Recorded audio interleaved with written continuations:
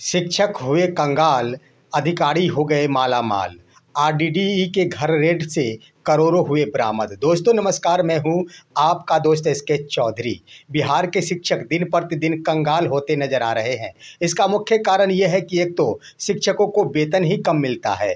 जैसे कि उदाहरण के रूप में आप देखेंगे तो यहाँ पर विशिष्ट शिक्षकों को जहाँ वेतन मिलता था उससे 15,000 रुपये कम देना शुरू कर दिया गया। उसके बाद भी जितने वेतन कम मिलते हैं उसमें से ज़्यादा राशियां बिहार शिक्षा विभाग के अधिकारियों के द्वारा लूट लिया जाता है, जिसका परिणाम होता है कि जब अधिकारी के घर रेड पड़ता है तो करोड़ों की संपत्ति नजर आती है। दोस्तों यह मामला काफ़ी हॉट बन चुका है जब एक क्षेत्रीय शिक्षा उप निदेशक वीरेंद्र नारायण के घर बीते दिन रेड की गई तो करोड़ों की संपत्ति देखी गई है और साथ ही साथ 14 लाख रुपए कैश बरामद भी हुए हैं। आइए दोस्तों आज के इस वीडियो में इस पर हम विस्तार पूर्वक चर्चा करते हैं, लेकिन इससे पहले अगर आपने अभी तक हमारे इस चैनल सुसत्य वचन को सब्सक्राइब नहीं किए हैं तो कृपया अभी सब्सक्राइब कर लेंगे। दोस्तों बिहार के शिक्षक दिन प्रतिदिन कंगाल होते नजर आ रहे हैं। इसका मुख्य कारण ये है कि एक तो उन्हें वेतन ही कम मिल रहा है, ना तो 7वें वेतनमान का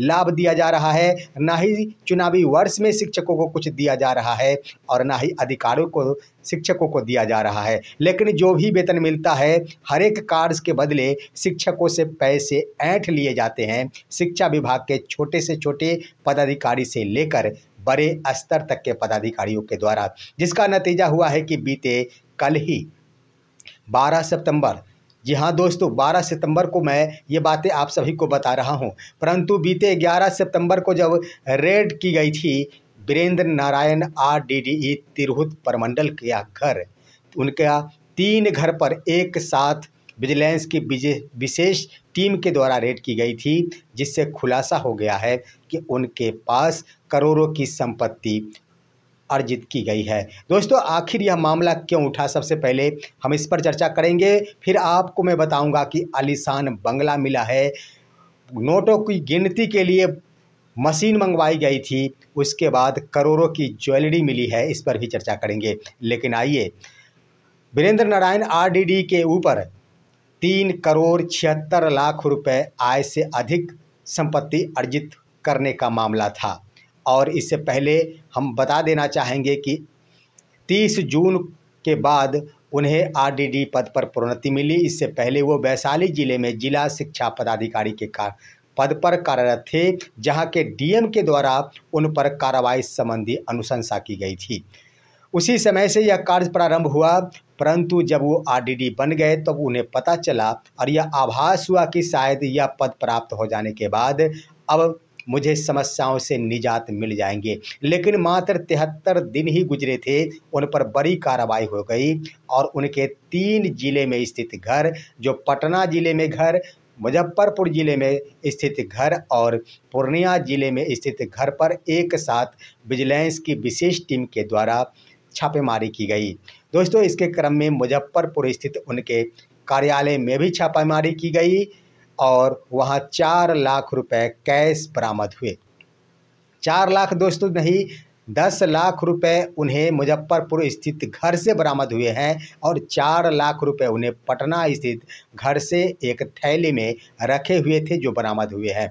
अब आइए दोस्तों हम बातें करते हैं कि सबसे पहले जब विजिलेंस की टीम पहुंची तो वहां पर मौजूद थे आरडीडी वीरेंद्र नारायण, जो आप तस्वीर में देख रहे हैं। वीरेंद्र नारायण बस यूं ही ग्रामीण वेशभूषा में, घर पर वाली वेशभूषा में उपस्थित थे। उसी समय रेड की गई थी। चारों तरफ से रोड को सील कर दिया गया, किसी भी व्यक्ति को आवागमन से वंचित कर दिया गया। उसके बाद छापेमारी प्रारंभ कर दी गई। बाहर से ही घर के दरवाजे के ग्रिल को बंद कर दिया गया और अंदर में छापेमारी की गई। सबसे पहले हम बता देना चाहेंगे कि पटना में उनका 2 मंजिला घर मिला और वह आलीशान घर था। वहाँ 4 लाख रुपए भी बरामद हुए।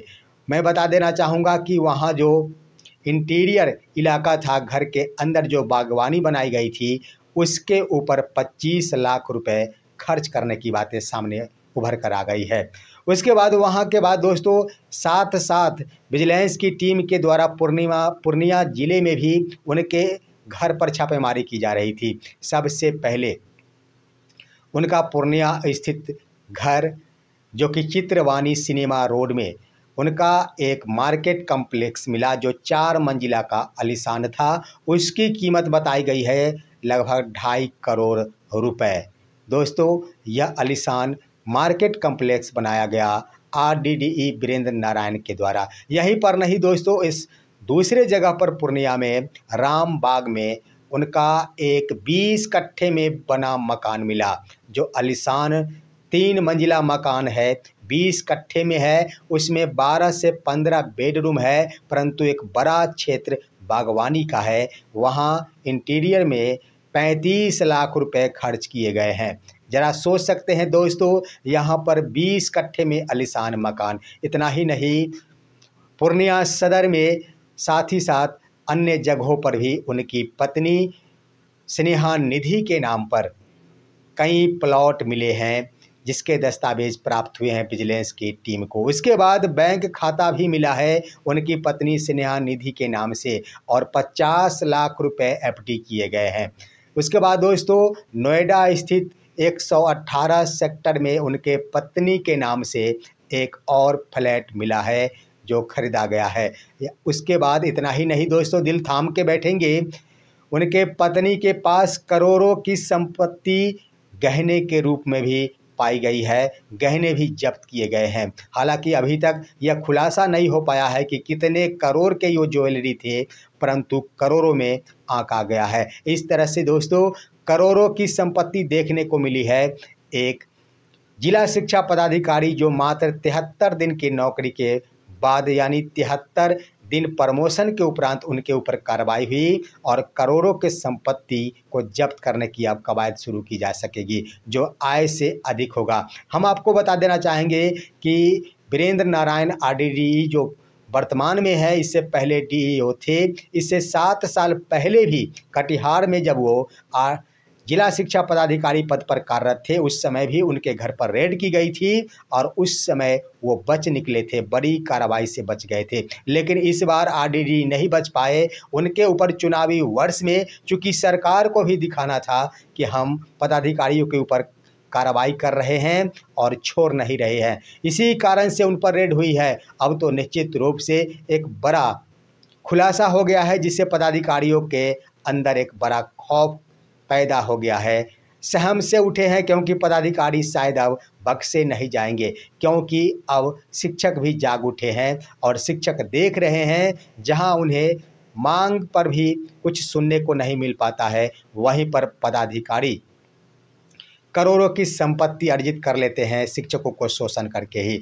अब आइए दोस्तों, हम बता देना चाहेंगे कि उनके ऊपर वैशाली में रहते हुए यह आरोप लगाया गया था कि वो लगातार ही किसी भी मसले पर सक्रियता नहीं दिखाते हैं। मुख्य रूप से रिटायर्ड जो शिक्षक होते हैं, उनको जो पेंशन मिलने की बातें आती है, रिटायरमेंट की वो राशि देने की बातें आती है, उस समय वो जिला शिक्षा पदाधिकारी वीरेंद्र नारायण के द्वारा विलम्ब किया जाता था, और जब रिटायर शिक्षक से 50,000 या 1 लाख रुपए देने की बातें फाइनल हो जाती थी, मिल जाने के उपरांत ही उनके फाइलों को आगे बढ़ाया जाता था। यह आरोप था। इस तरह से कई आरोप लगाए गए थे। साथ ही साथ जब वो DEO थे, उस समय छुट्टी के नाम पर भी काफ़ी उगाही की जाती थी उनके द्वारा, जब वो वैशाली में थे। इस तरह से दोस्तों देख लिया जाए तो एक पदाधिकारी का पर्दाफाश हुआ है। यह तो सिर्फ एक पदाधिकारी है, लेकिन मेरा मानना है कि जब एक जिला शिक्षा पदाधिकारी के यहाँ इतने करोड़ की संपत्ति मिली है,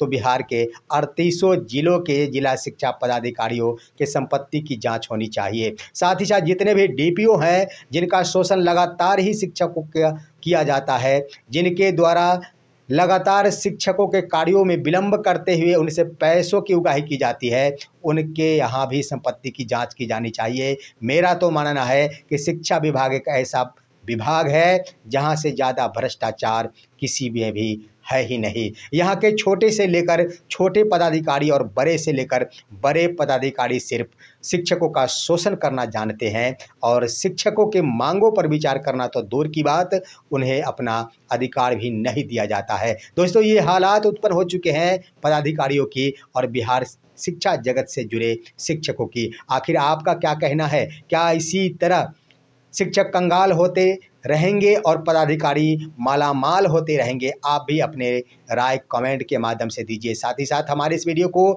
ज़्यादा से ज़्यादा शेयर कीजिए, लाइक कीजिए और अब दीजिए अपने दोस्त को इजाज़त। हम फिर मिलेंगे आपसे अगले वीडियो में, तब तक के लिए नमस्कार।